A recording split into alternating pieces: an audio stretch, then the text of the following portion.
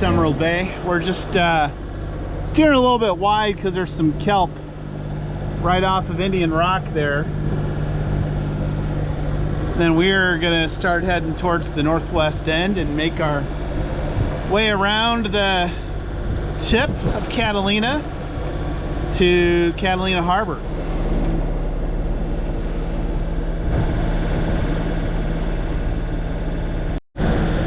Part of the beauty of this trip to the backside to Cat Harbor is that it's pretty short. I mean, I'll be there in a couple of hours-ish. I don't know. I didn't even look at the total miles as the crow flies. It's a little over 2.5 miles, but we've got to go around the tip of the island. So a couple hours or so, whatever. But nice thing is, by the time we get there, we will have the batteries all topped off. So we've got like what, 320 watts of solar, but you know, this is the day before the winter solstice, so we're almost at the shortest day of the year.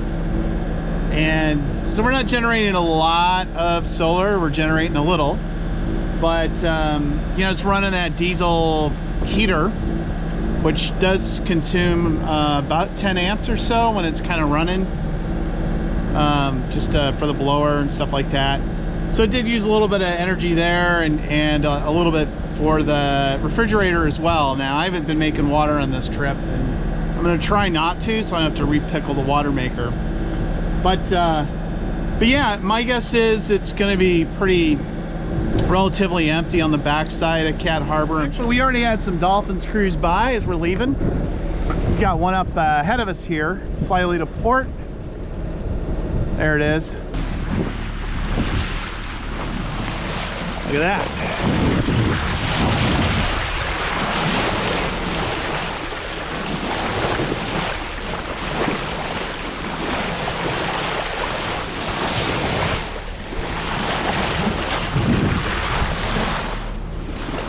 Starboard coming over. Got another one coming in inbound. Couple. I've had a dolphin escort ever since I left the anchorage there at Emerald Bay, and I've about as far out as you can see dolphins. Look at that. And there's some off the bow right now, there's some in front of us, some to port, some to starboard. Make a little progress here.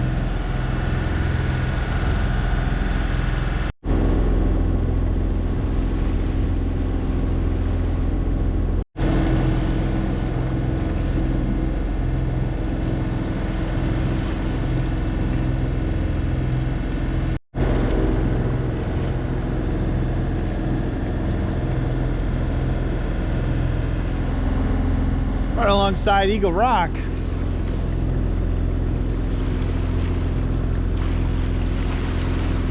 Officially on the back side of the island now, heading our way to Catalina Harbor. Should be there in less than an hour at this point. All right, so we're headed up on Ironbound Cove and then Ribbon Rock. So supposedly Ironbound Cove here, if you want to anchor in the lee of the island, if you get Santa Ana winds, supposedly this is an anchorage that you can use. I don't know that you would use it for anything else, but it's pretty here. Ribbon Rock at this point. It's a little hard to make out the entrance to Catalina Harbor as you're coming in the west side. This rock right here that kind of slopes down. Looks like to me the backside of this rock formation. I don't know, they call it the pregnant lady because it looks like a pregnant woman on their back.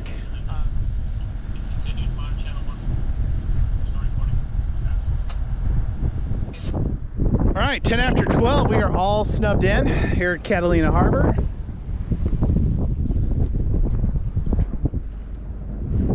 And it's time to make lunch. This alarm is coming from here. I can't see a damn thing. I'm guessing this. What the fuck? Oh, waypoint arrival alarm on the instrument. Jesus Christ.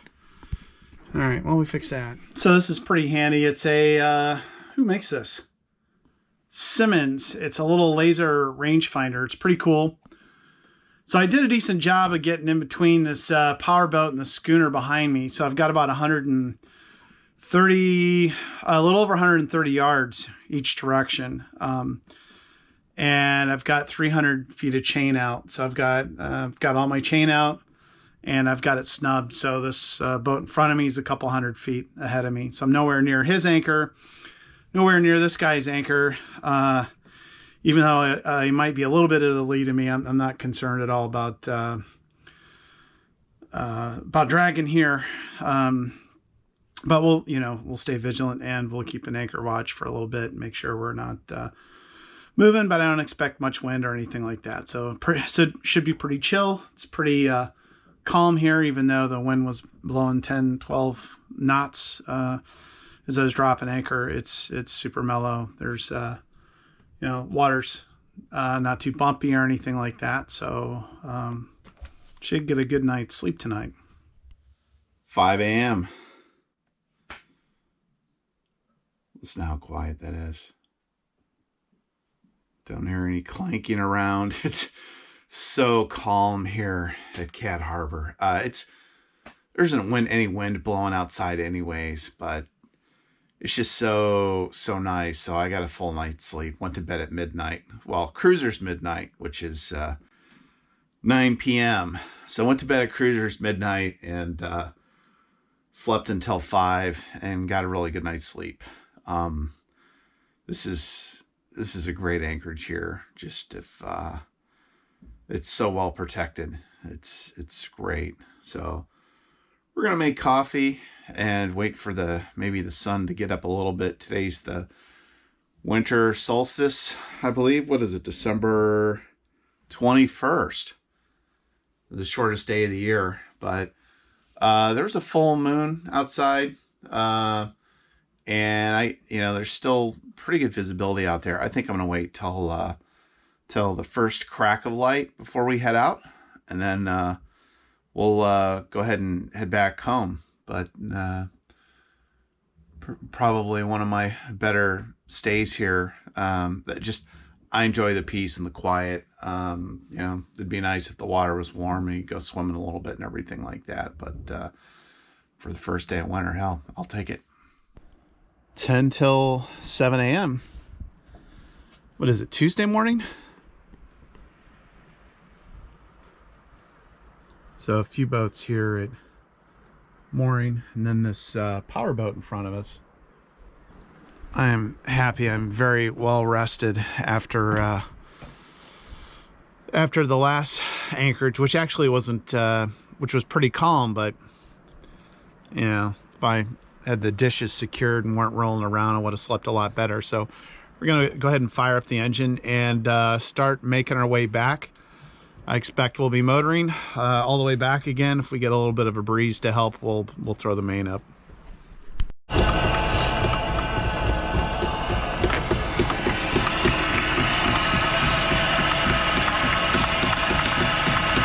a little ways to go. Dug in pretty good here, looks like it. The visibility is pretty awesome today. You can see San Clemente Island very clearly from here.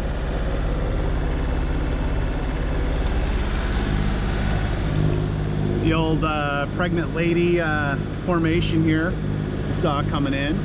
So this mud holding here in like Cat Harbor is like almost like concrete. It took me a while to clean off the anchor. As we're exiting Catalina Harbor, if you look at the saddleback, I'll say mountains, they're not mountains, but that's Santa Barbara Island, and that is the clearest we've seen her. Not much of a sunrise this morning, still I'll take it. Not too bad for the first day of winter. Even better view of Santa Barbara Island. Indian Rock right at the west end. Taking pretty good speed, about 6.5 knots in this flat water.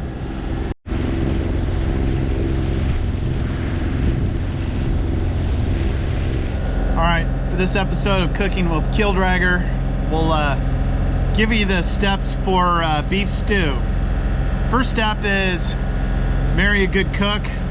Second step is ask her to cook up some beef stew and freeze it for you to take on the boat. Third step is to warm it up.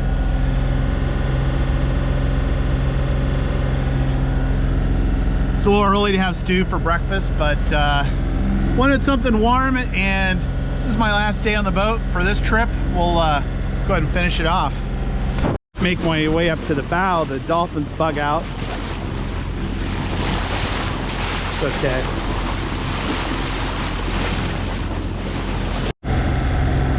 Here's an example of when technology fails you.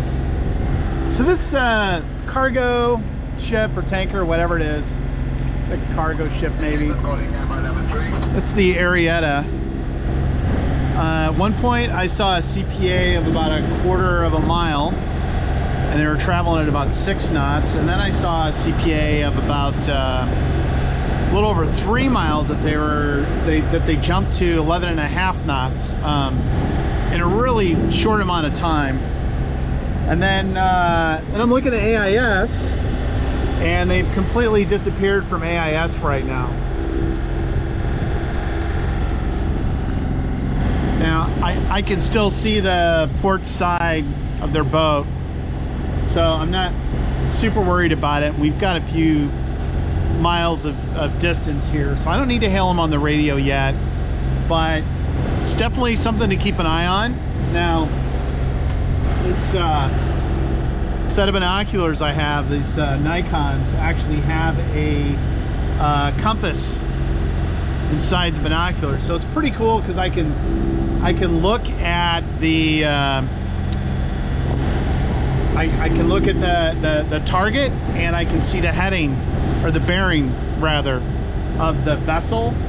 And as long as the bearing is changing over time, then we're not on a collision course.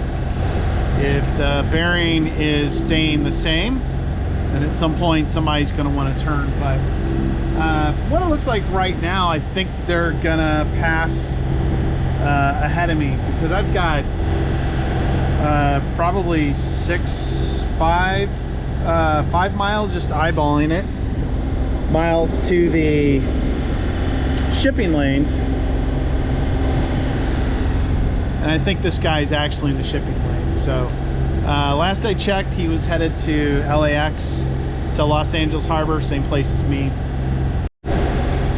So it's 10:15, and I just got a bearing of 360 degrees on the binoculars to the Arietta out there. So we'll check back here in a few minutes and see what our bearing is and see if we get any difference. My guess is we're gonna see the number go up to the right.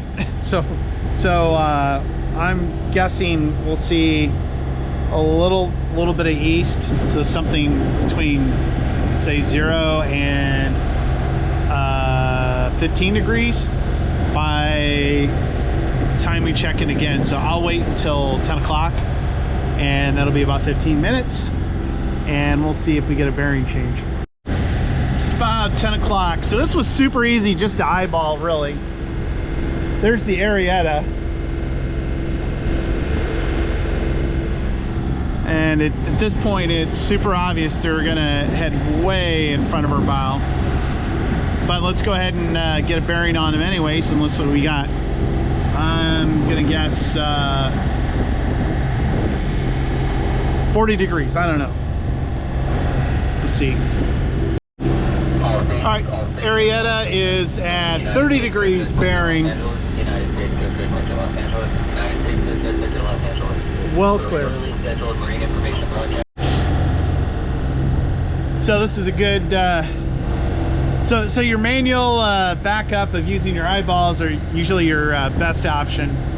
But this is interesting, and this is why it's good to not just solely rely on your electronics. So if I look at the chart here, you look at that circle in front of us, there's no ships in front of us on AIS. You can see that little triangle over to starboard pointed towards Catalina. And if I zoom out, you'll see all kinds of ships up in San Pedro. If I look ahead of me, it's clearly a ship ahead of me. Now, if I look at my, I don't know how well this is going to show up, but if I show the RAM 3 mic for my VHF, I can see Arietta. It's got a CPA of just at a mile now,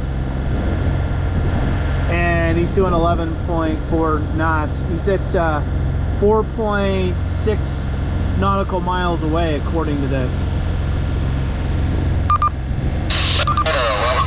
So I find that interesting because the chart plotters are all on. They're all getting their signal from my AIS transceiver, and then my VHF radio is.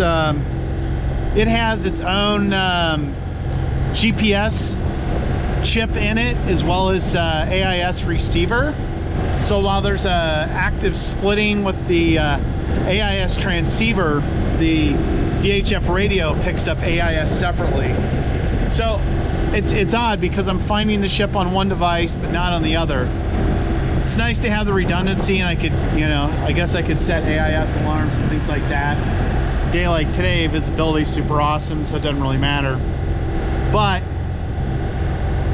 just good example of why electronics aren't always gonna be the only thing you want to rely on. It's the same deal with paper charts. I always carry paper charts just as a backup. Very, very rarely do I look at them.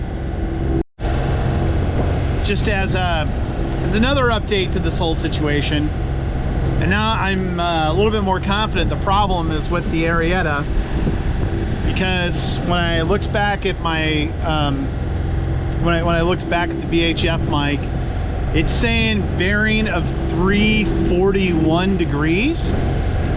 So what I think's happening is their AIS transmission ceased, and that was the last known position with the CPA, because it was showing a much closer CPA than where we're at right now. With the 341 degree bearing, we're headed at about 50 degrees right now. So no way. I think these guys just aren't transmitting, and that's the old signal. We'll see if this works. Call Arietta and see if try DSC. Just never tried it. Just let these guys know their AIS appears to be not operating. So they're not listening. They're having technical issues. So that's the other lesson to be learned, is these guys aren't always monitoring their VHF radios either. So I tried hailing the Arietta, no response. I know my radio works. I'm getting other calls, and just I keep a handheld here as well. So I turned it on just as well, just to be sure that I'm not having any antenna issues. You can hear other people chattering right now. So yeah, these guys, they're not broadcasting AIS. They're not listening to the radio, and they're cruising past LA, Long Beach, what, a couple of the busiest ports here on this hemisphere, and they're not paying attention, or they've got some other issues. All right, so I hit the VHF on scan. Heard the Arietta talking to San Pedro traffic, and they did have some conversation about AIS not working, so it sounds like they're aware of it, but super cool that they answered me when I tried to call, right? All right, we're not gonna be sailing for too long, so I'm not screwing with the staysail, but we're doing 5.5 right now knots. I'm pretty happy with the speed.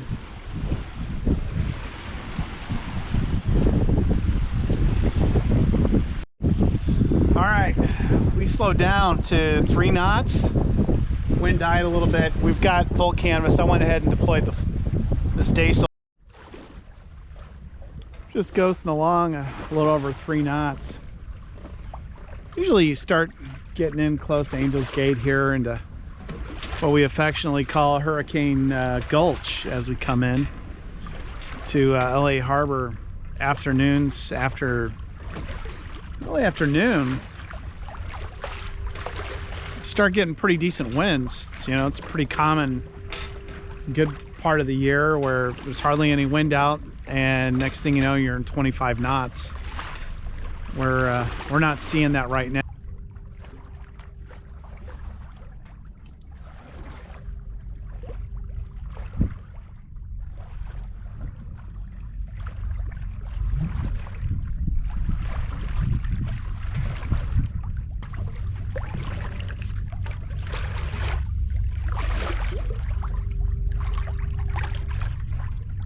11 a.m. update. We've got about 7 nautical miles to Angel's Gate. We're traveling around speed over ground about 3.6 to 3.9 knots. So a little slow, but it's nice and quiet. Not listening to the radio, or not listening to the engine. I could turn down the damn radio a little bit, I think, at this point. But other than that, super peaceful, pretty chill. And not a bad way to enjoy the first day of winter, eh? Dolphins coming through.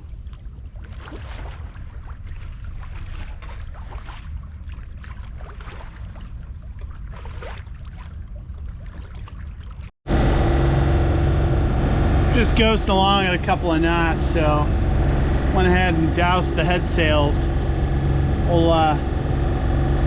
Let's see what we want to do with the main. I may wait till we get in. It's not looking too bad. We'll wait till we get in, probably to LA Harbor, and then dump the main.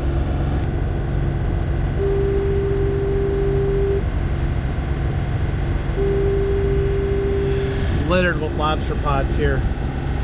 Of course, I could be bitching about sailing in Maine, but that's just nonsense.